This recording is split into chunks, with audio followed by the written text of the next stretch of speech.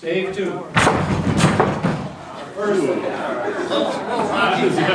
That is good. Let's try that again. Yeah.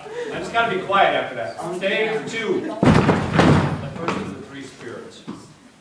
When Scrooge awoke, it was so dark that looking out of bed, he could scarcely distinguish the transparent window from the opaque walls of his chamber. He was endeavoring to piece the darkness with his ferret eyes, when the chimes of a neighboring church struck the 4 quarters, so he listened for the hour. To his great astonishment, the heavy bell went on from 6 to 7, from 7 to 8, and regularly up to 12, and then stopped. 12. Stop. Good. I wasn't counting. 12, it was past 2 when he went to bed. The clock was wrong. An icicle must have got into the works 12. He touched the spring of his repeater to correct this most preposterous clock. Its rapid little pulse beat 12 and stopped. Scrooge lay in this state until the chimes had gone 3/4 more when he remembered all of a sudden that the ghost had warned him of a visitation when the bell tolled 1. He resolved to lie awake until the hour was past, and considering that he could no more go to sleep than go to heaven, this was perhaps the wisest resolution in his power. The quarter was so long that he was more than once convinced he must have sunk into a doze unconsciously and missed the clock. At length it broke upon his listening ear. 1/4 past. 1/2 past. 1/4 to it. The hour itself and nothing else. He spoke before the hour bell sounded, which it now did, with a deep, dull, hollow, melancholy.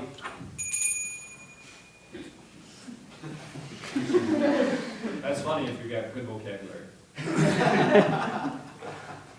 It was Lights flashed up in the room upon the instant, and the curtains of his bed were drawn.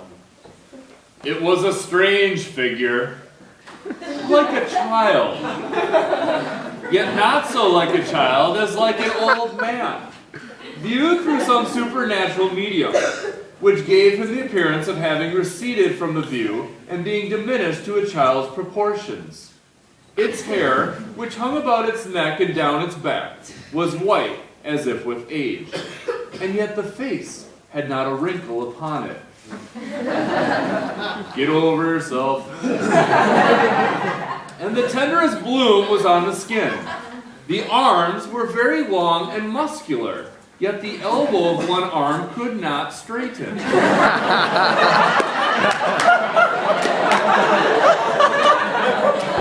The hands, the same as if its hold, were of uncommon strength. Are you the spirit, sir, which was foretold to me? The voice was soft and gentle, singularly low, as if instead of being so close beside him, it were at a distance. Who and what are you? I'm the ghost of Christmas past. Long past? No, your past. Scrooge expressed himself in eyes, but could not help thinking that a night of unbroken rest would have been more conducive to the end. Your welfare. Your reclamation men, indeed. Rise and walk with me. As these words were spoken, they passed through the wall and stood upon an open country road. Not going through that window. Come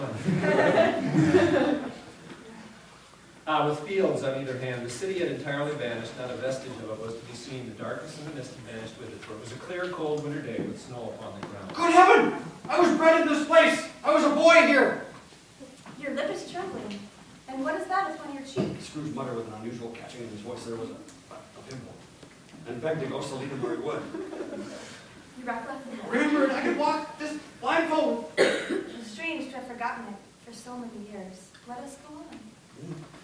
They left the high road by a well-remembered lane and soon approached a mansion of dull red brick with, here we go again, with a little weathercock surmounted cupola on the roof and a bell hanging in it. It was a large house, but one of broken fortunes, for the spacious offices were little used. Their walls were damp and mossy, their windows broken, and their gates decayed. They went, the ghost and Scrooge, across the hall to a door at the back of the house. It opened before them and disclosed a long, bare, melancholy room, made barer still by lines of plain deal forms and desks. At one of these, a lonely boy was reading near a feeble fire. And Scrooge sat down upon the floor and wept to see his poor, forgotten self as he used to be.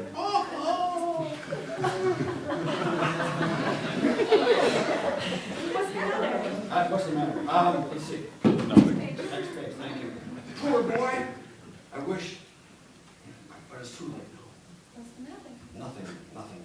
There was a boy singing a Christmas carol at my door last night. I should like to have given him something, that's all. Let us see another Christmas. Scrooge's former self grew larger at the words, and the room became a little darker and more dirty. There he was, alone again, when all the other boys had gone home for the jolly holidays. He was not reading now, but walking up and down despairingly. Scrooge looked at the ghost, and with a mournful shaking of his head, glanced anxiously towards the door. It opened, and a little girl, much younger than the boy, came darting in, and putting her arms about his neck and often kissing him, addressed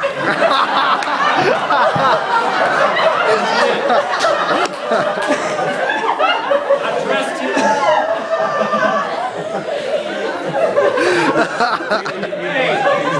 Let me finish the sentence. Addressed him as her dear brother. Or you can make it orange. Brother. Get over it, you nerves. To bring you home. Home, you fan? What was her name? Betty. Yes, home for good and home forever and ever. Father is so much kinder than he used to be. At home's like heaven. He spoke so gently to me one dear night when I was going to bed, and I was not afraid to ask him once more if you might come home, and he said yes. You should, and he sent me, coach, to bring you, and you're to be a man, and are never to come back here, but first we're to be together all Christmas long and have the merriest time in the world. You're quite a woman, little fan. Smooth. She clapped her hands and laughed, and tried to touch his head, but being too little, laughed again, and stood on tiptoe to embrace him. Then she began to drag him, in her childish eagerness, towards the door, and he, nothing loth to go, accompanied her. Always a delicate creature, whom a breath might have withered. But she had a large So she heart. had, you're right, I will not gainsay it, Spirit, God forbid. She died a woman, and had, I think, children. One child. True. And her nephew. Although they had been that moment, they had just left the school behind them, they were now in the busy thoroughfares of the city, where shadowy passengers passed and repassed, where shadowy carts and coaches battled for the way, and all the strife and tumult of a real city were. It was made plain enough by the dressing of the shops that here too it was Christmas time again, but it was evening, and the streets were lighted up. The ghost stopped at a certain warehouse door and asked Scrooge if he knew it. Know it? Why, I was apprenticed here. They went, Davinsky, get up here. code. Quick. Code? Quick. You got a water code! They went in, at sight of an old gentleman in a Welsh wig, sitting behind such a high desk that if he had been 2 inches taller, he must have knocked his head against the ceiling. Scrooge cried in great excitement. Why? It's old Fezziwig! Bless his heart, it's old Fezziwig alive again! Old Fezziwig laid down his pen, looked up at the clock, which pointed to the hour of 7. He rubbed his hands, adjusted his capacious waistcoat, and laughed all over himself, from his shoes to his organ of benevolence. A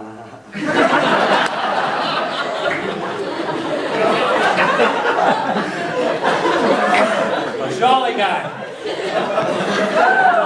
A comfortable, oily, rich, fat, jovial voice. Yo, ho there. Scrooge's former self, now grown a young man, came briskly in, accompanied by his fellow prentice. Dick Wilkins, to be sure! Bless me, yes, there he is. He was very much attached to me, was Dick. Poor Dick, dear. Yo, ho, my boys. No more work tonight. Christmas Eve. Dick, Christmas, Ebenezer.